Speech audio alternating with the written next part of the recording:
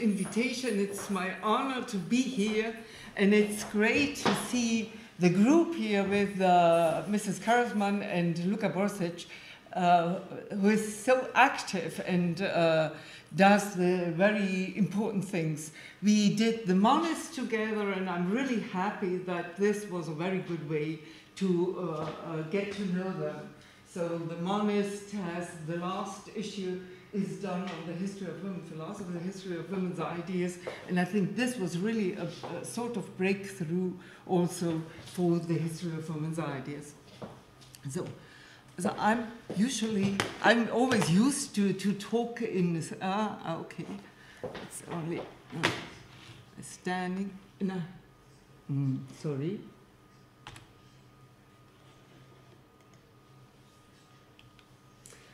Let me first introduce or give you an idea of the institute. When I started at the University of Paderbornu, I first worked for 10 years at the University of Cologne. I started to create this teaching and research area, history of women philosophers.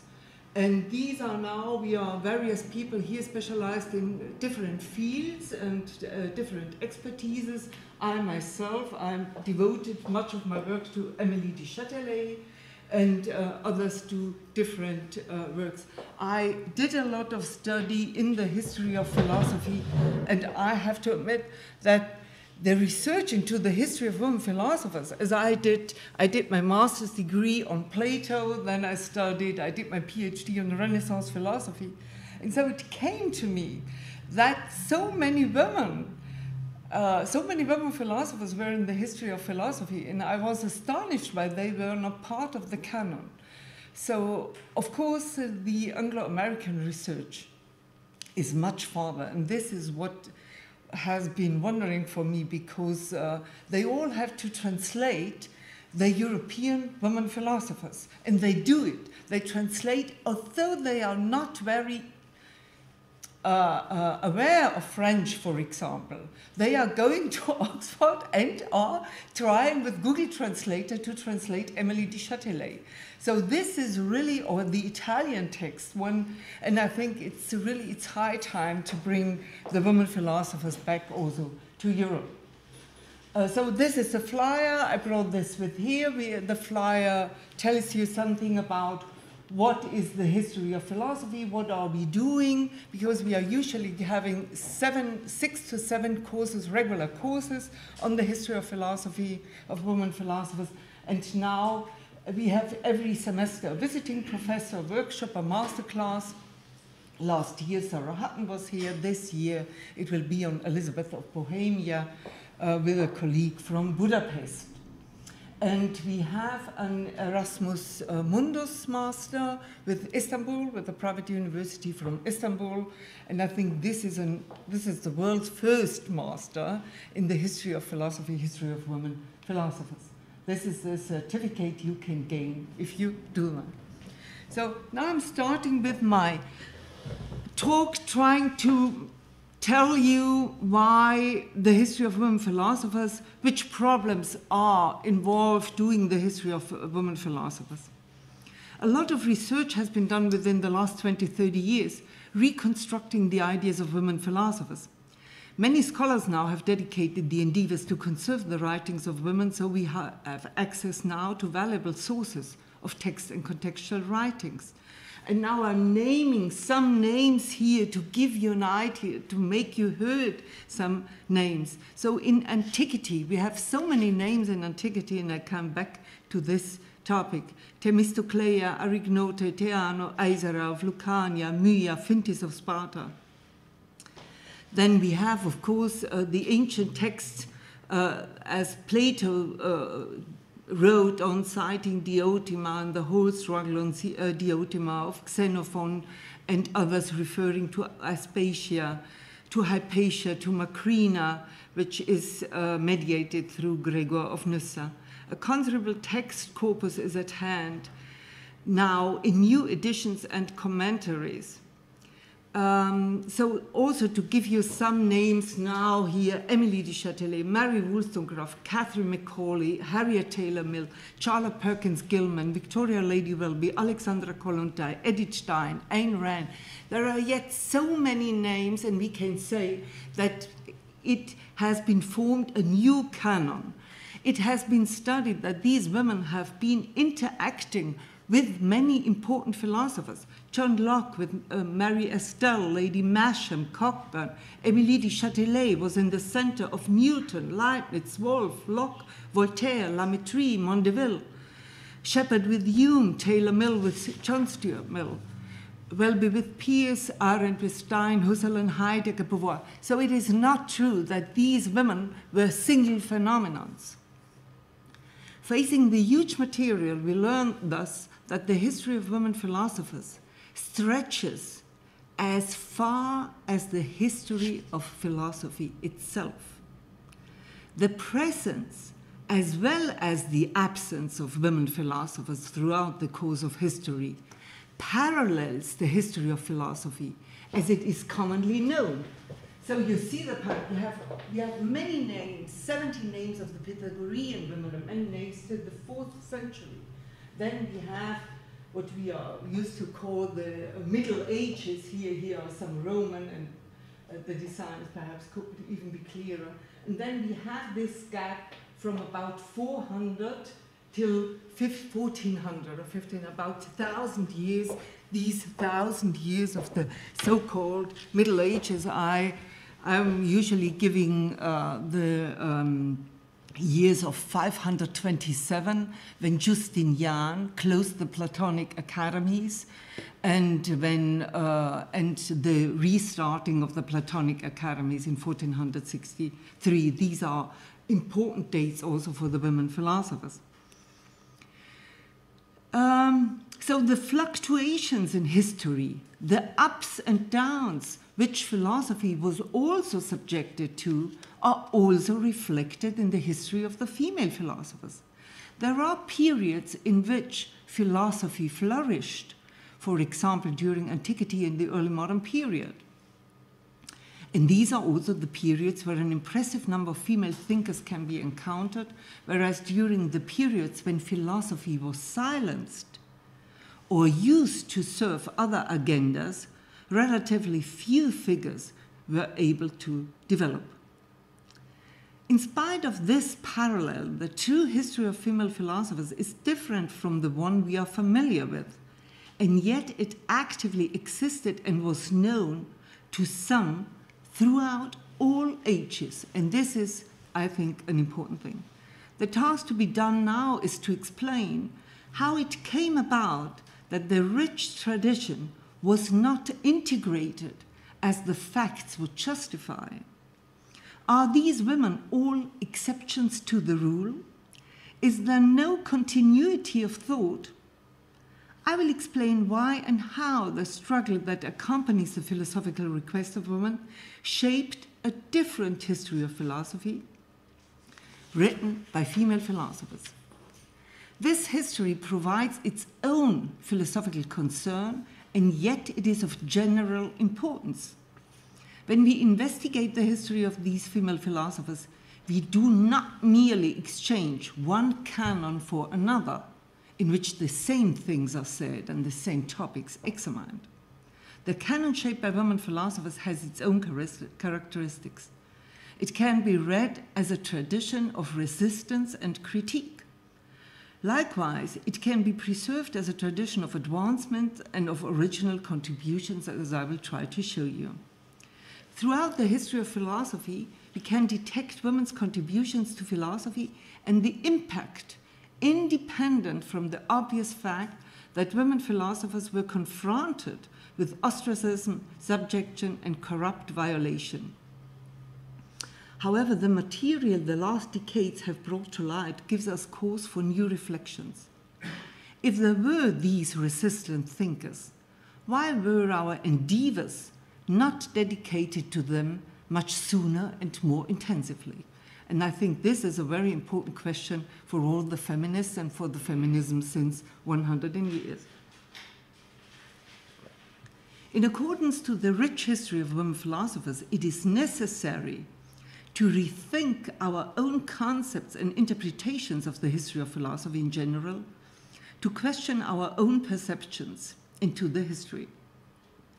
It seems as if the traditional understanding of texts and arguments in general, and in the one written by female authors, has thus far belonged to an interpretational topology which has hindered the acknowledgement of the women's relevance to our cultural rise.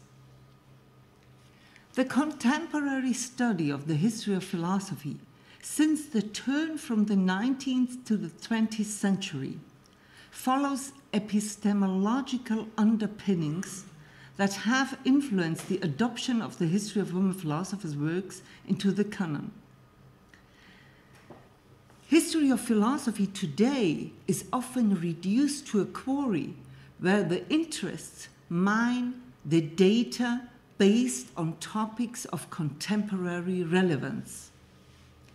The results of this are clear. The interest of the day, today and within analytic approach, restricts the philosophical endeavor to the topics of contemporary concern. It is a limiting restriction which is working in two ways. First, since the commonly known history of man's contribution to philosophy is at hand, and as historic interest is not of high esteem today, contemporary historians frame the history using only the authors at hand. Second, the method directed not only the male and mainstream investigations towards the commonly known, but also the interest of feminist philosophers in the discovery of the history of philosophy. Feminist philosophers focus to a much greater extent on the critical research and reconstruction of male history than in the discovery of female and women philosophers. And this was really a fight within feminist theory, I can tell you. A prominent example for this is the bibliography of feminist philosophers' writing in Stanford Encyclopedia, where only 7 out of 35 topics refer to women in the history of philosophy. So only the very well-known, like Wollstonecraft, Hannah Arendt, and so on. It is true that, and the other 28 are on Plato, Hegel, and the misogynism of Aristotle, and so on. It is true that feminist studies into the history of philosophy have created a new perspective and have greatly influenced our social history. But the interpretational patterns were restrained and framed by those commitments. Women's writings were classified as philosophical only if those writings targeted specific and particular gender issues. Paradoxically, the dominant philosophical concepts and issues that we learned by studying the works of the great male philosophers were unquestionably assumed to have standing as genuinely and universally, while women's contributions were of interest for feminist research only in case if it presented particular female interest. I could give you for that many examples. A very famous journal, Hypatia. There was a discussion at the beginning of Hypatia with Linda Lopez McAllister discussing if writings of women from the history of philosophy should be included.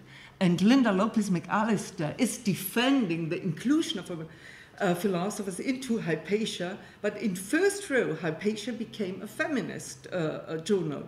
And although now in the last years, more women from the history come into the context, but it was at the beginning really a big discussion if this should be allowed.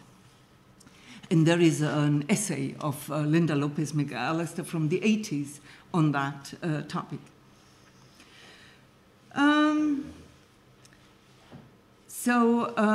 The second problem, and not less paradoxically, is a methodic concern.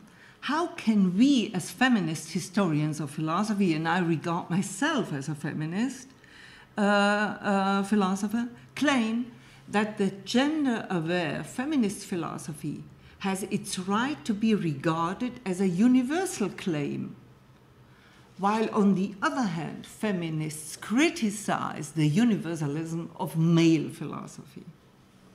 I start to discuss the first paradox, the inclusion of women philosophers, although they have been explained as the excluded by feminist philosophers.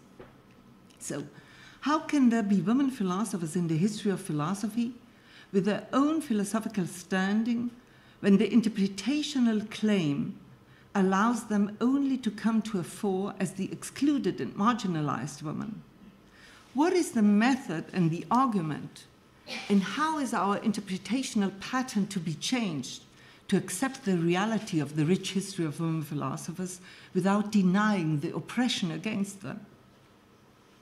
Quotation from Simone de Beauvoir. "This world has always belonged to males," she writes in 1949 in her 1,000-page book, The Second Sex.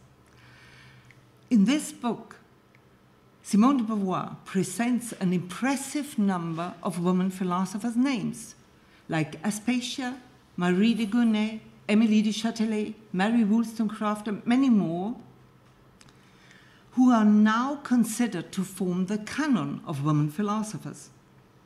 Beauvoir, however, dedicated no further studies to them, convinced that women were forced to be absent and, whenever visible, mirrored the values of men.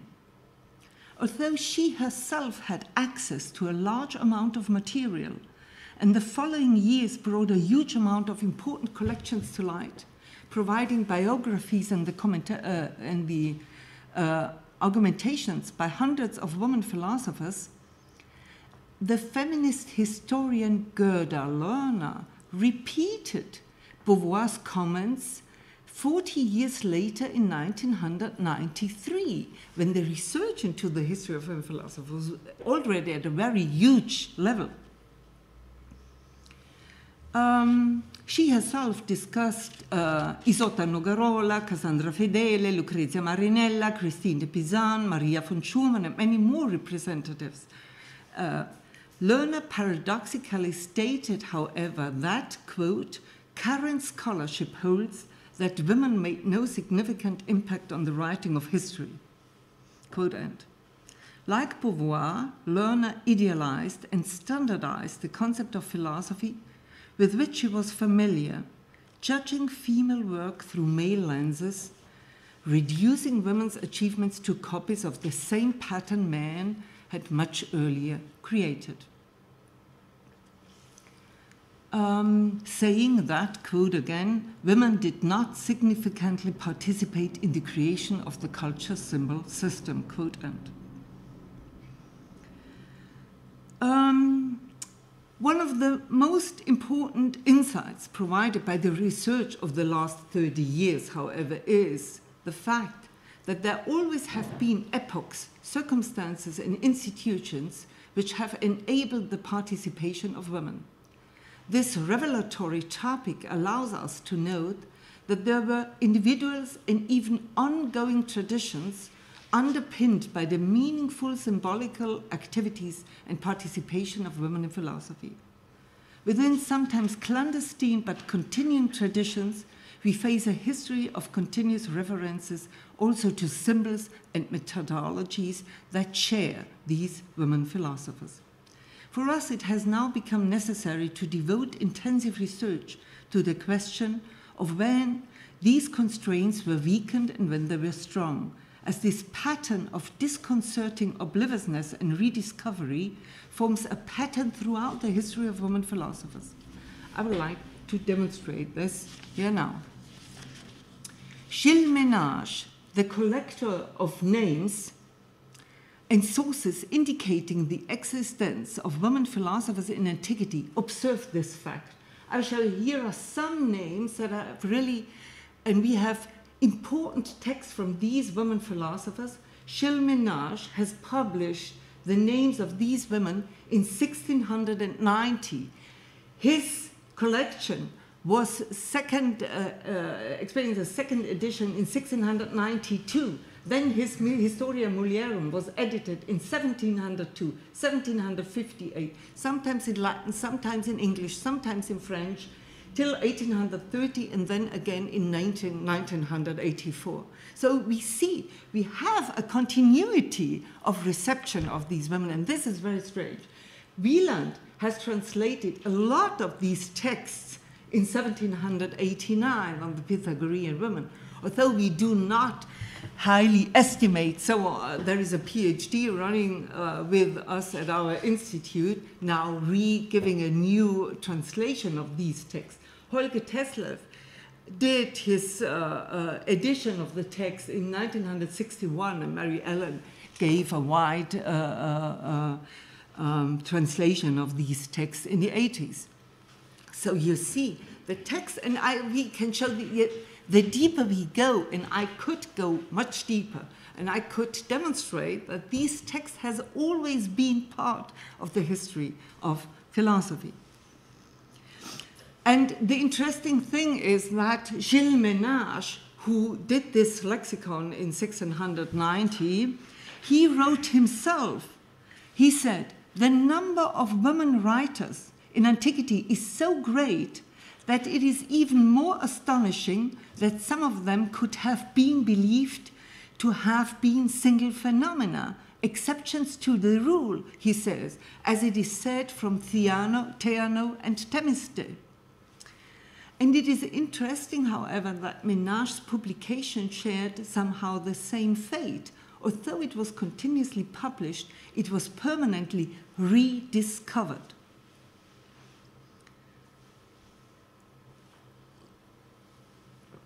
The pattern of rediscovery and obliviousness has been repeated with many discoveries, and it is in itself very meaningful in the interpretation of our cultural tradition.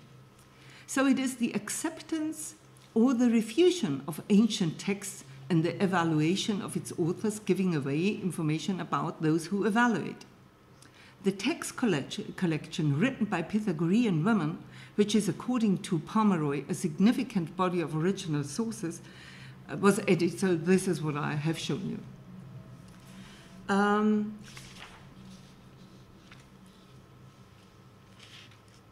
And we have to know that these women from antiquity served as role models for many women in the history of women philosophers. So Marie de Gournay, Marinella, du Châtelet regarded them and always referred to the women in antiquity. They did not experience themselves as single phenomena. They put themselves into the tradition of these ancient women philosophers. So they have the clear references to those. And this reference, and so we know it is a part of Platonism itself. Platonism itself fits also into this exclusion and recovery scheme, and its re-entry into European culture for the mainstream history of ideas has been intensively, however, studied since Renaissance. I plead for the fact that the history of women philosophers should be studied like it has been done with the rediscovery of the Platonic history of women philosophers. The Renaissance epoch itself surprises with a whole range of references to female figures from antiquity and are interestingly often linked to the Platonic context. As you know, Plato's argument from the Politeia formed the model of utopian essays, such as the ones by Thomas Morus and Tommaso Campanella. The former, Thomas Morus, was widely known in the 15th and 16th century, and there is a huge literature on him and how he has educated his daughters and so on. And it is said that he proclaimed the age of women. This is said by Tommaso Campanella, but there is a huge literature also on Thomas Morus and his defense for women's studies. Also, the revival of Platonism in the Medici circle, which is transferred by the Medici women, which were married into France and led there into scientific academies, roughly dating from the last quarter of the 15th century and spreading and inspired by Platonism to the 16th and 17th century. So the Medici women and daughters who were connected to the French royal court are very important now for this new women's age. I only want to show you here, there is a lot to say. So this is some lines from the Ottoman. So the Platonism in the Renaissance is experienced, I think, very well when we see this Holzstich from Hans Baldung Green, who is distributed in Europe over hundreds and hundreds of times, now showing us the woman riding on the back of Aristotle, because it is meant that Aristotle is now overcome. He put the earth in the middle of the cosmos. He said that women are inferior to males and so on. So this is a kind of victory women are celebrating. And yesterday we had the text of Druskowitz, but the tradition of the superiorness, of the superiority of women philosophers to males is also coming from a Renaissance tradition. There are various texts in Renaissance philosophy that claim the superiority of women philosophers. Beyond the arguments of obliviousness and rediscovery, exclusion is deduced from lack of education and institutions. But also these arguments have to be reconsidered in its context, as we hear, for example, again by Margaret King. Margaret King is saying that the learned women of the Renaissance received no degrees and exerted no great influence on emerging trends in the history of ideas. But if we go into the material, we experience something different. Let me start with the topic of modest education and how it is used by women philosophers. The topic of modest education is used to prove the segregation strategy. And it becomes an impediment to learning the genealogy of women philosophers. The mantra that women received only an inferior and modest education when compared to men continued to be employed even after particular women were known to have become much more highly educated than most of their male relatives. Modesty claims and humility formulas satisfy interpretational patterns derived from common historic general knowledge that still inform contemporary views, but also these need to be balanced. Margaret Cavendish is aware of as having had limited access to formal education, but she pronounces herself to be familiar with the philosophy of the Stoics. And Susan James agrees Cavendish, in fact, reveals a considerable familiarity with artificial eloquence. There is an interesting quote from Cavendish where she is saying, "They all may know these formulas, but I convinced by free speech." Yeah? So she is very aware from these judgments against her. And this is very true for Du Châtelet. For about Du Châtelet is so much written that she was a deficiently educated woman. And I'm citing that it was difficult for her to take the step from tutelage to independence, that she was deficiently educated. This is a stereotype which is in sharp contrast to the historical record. Émilie du Châtelet knew very well mathematics and physics of the time. She spoke 7 languages and so on.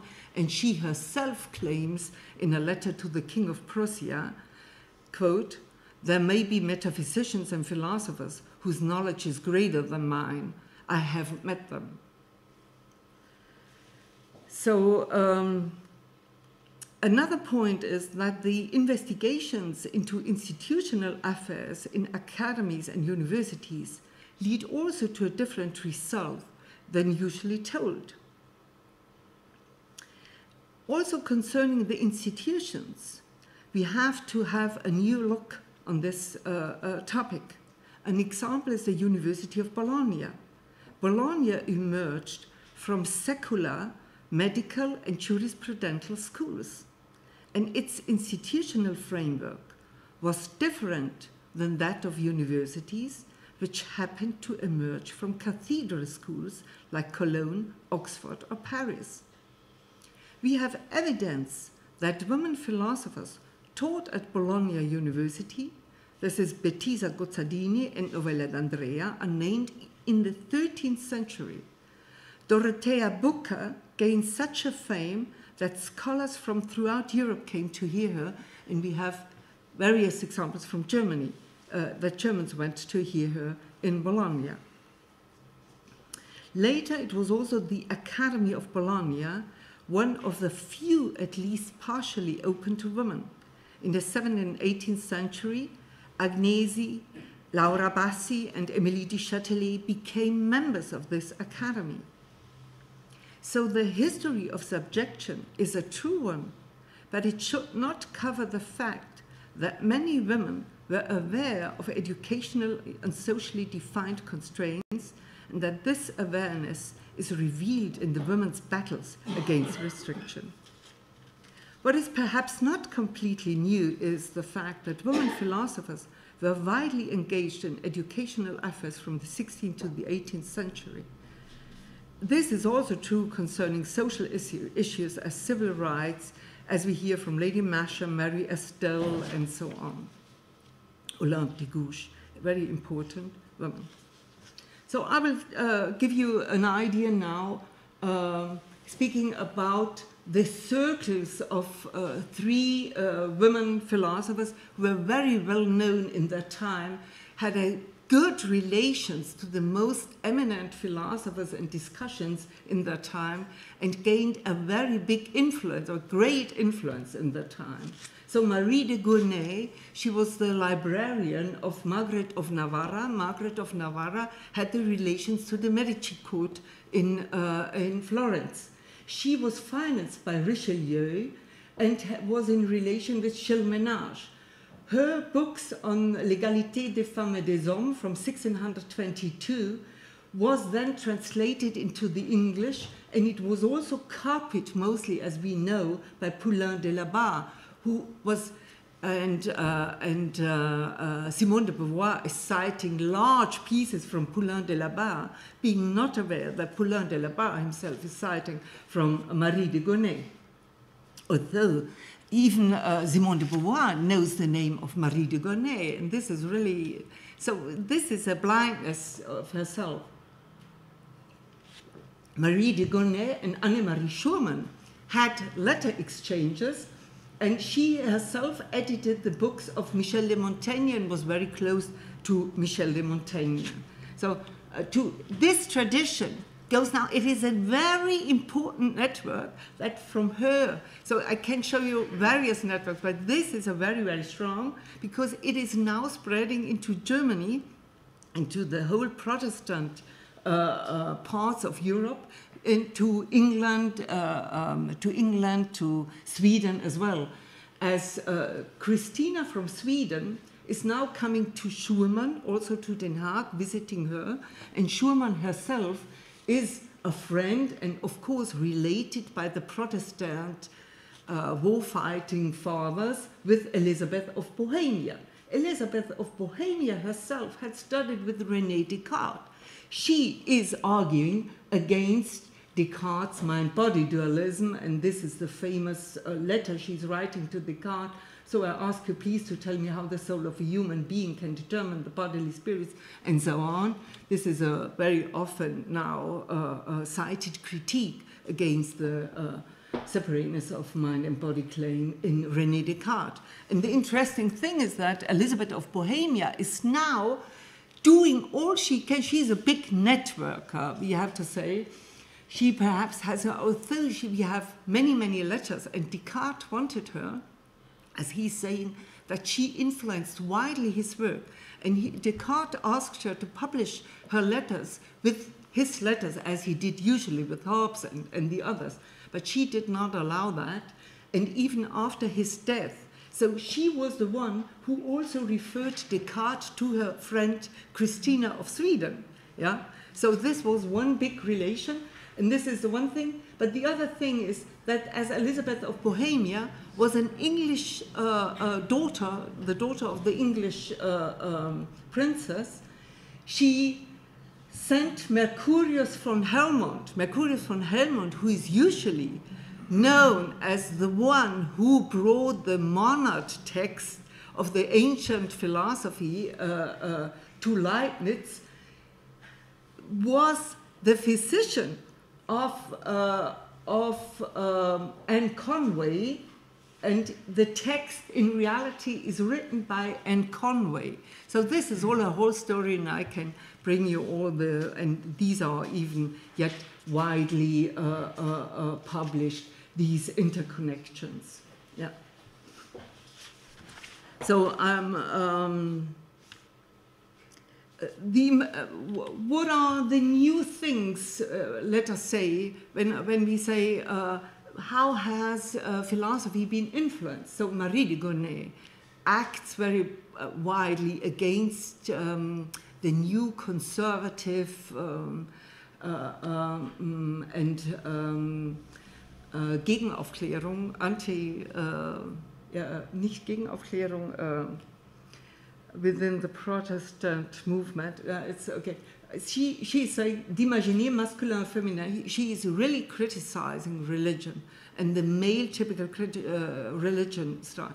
She says, what did women philosophers and what did women force out of society? It is religion. You know, it is this the reference of all these women to antiquity. There are many, many pictures you see from the time, and you see that Elizabeth of Bohemia, the most famous painting which is done of her, is done as an antique goddess, as the Diana. Yeah. So these women are very conscious of the fact that the Christian religion has done something to them. They, and gave them a place in society they are not content with. So as I spoke here, so I come now to Émilie du Châtelet. Émilie du Châtelet is surely, in my view at least, a peak of high elaborated intellectual achievement. She was concerned with the examinations of the Bible, which are very interesting. She did a rewriting of the Newtonian physics and outlined a new methodology on the hypothetical character of science and numbers. Like Gournay, du Châtelet positioned herself with Diotima and Aspasia and compares her life situation to Elizabeth of Bohemia and Christine of Sweden. And I point to that to make you clear that these women put themselves into a tradition. Yeah? But it is us who do not know this tradition.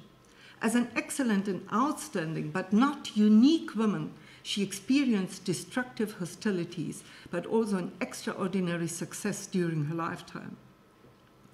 Her book, criticized as a copy from the Berlin Colleagues, was then part of the canon even for a certain period, at least in Germany. So she belonged to the 100 most important authors of the time. Her book was part of the canon of the most important 100 books of the time, and it was Kant who dedicated his first publication on the vis viva, of course, of her book. So, and Kant was then, by his enemy Eberhard, claimed to have copied Émilie du Châtelet. So, that is very interesting. In anticipation of an up-to-date methodology, she criticizes the dogmatic philosophical theories of her age, criticized the philosophy of John Locke and her companion Voltaire. Albeit herself Newtonian, she utters critique against the blind idolatrism for Newton, stating that his philosophy is standing on the shoulders of Galilei, Kepler, and others. And for this reason, she has become very important for German philosophy. The Germans then wanted her to take her one. So Christian Wolff is saying, when I'm reading Du Châtelet, it is as if I heard myself talking. Yeah. So large parts of her writings became partly anonymously, partly rewritten, part of Diderot's encyclopedia, beside the fact that she guaranteed various times for Diderot and other writers. Of high interest is Du Châtelet's relation to La Métrie and their discussion on the thinking matter. So I come to the conclusion now. The history of philosophy, as it has been told, is in various ways no longer up to date. This is what I'm convinced about. First, we can neither claim that there have been no important female thinkers, nor are these to be seen as single phenomena or exceptions. The texts that have so far come to light flood us with information and show theories, discussions, and references, and make clear how deeply the female thinkers were integrated into the philosophical context as critiques and inventive contributors. Second, the use of the history of philosophy as a stone quarry of ideas is not adequate to the philosophical task. Although we share the critique against doing the history of philosophy for history's sake, we insist that it is different to investigate into the thoughts of philosophy as a research into a world of alternative explanations of philosophical problems and arguments. To use and to instrumentalize particular ideas as useful to up-to-date requests run into the hermeneutical dilemma. We will never understand more than we have yet already understood when we have questioned. So I'm convinced of that.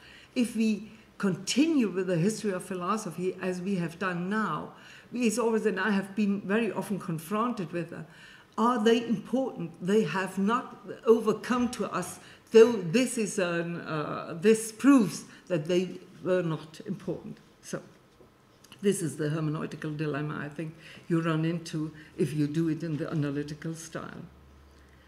But the history of philosophy, however, provides exactly the contrary to that.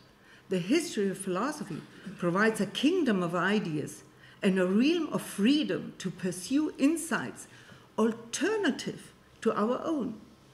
Some of possibly never have heard of, worlds we possibly never have stepped into and never would otherwise have been able to approach. Such a wealth of new ideas is offered through the study of history of women philosophers. The research will change our worldviews as we find ourselves confronted with a hitherto hidden genealogy of philosophical topics and arguments, which have always belonged to our history. Partly, we relied on these histories of philosophy, which took no notice of women's ideas. Partly, we ignored and misevaluated it.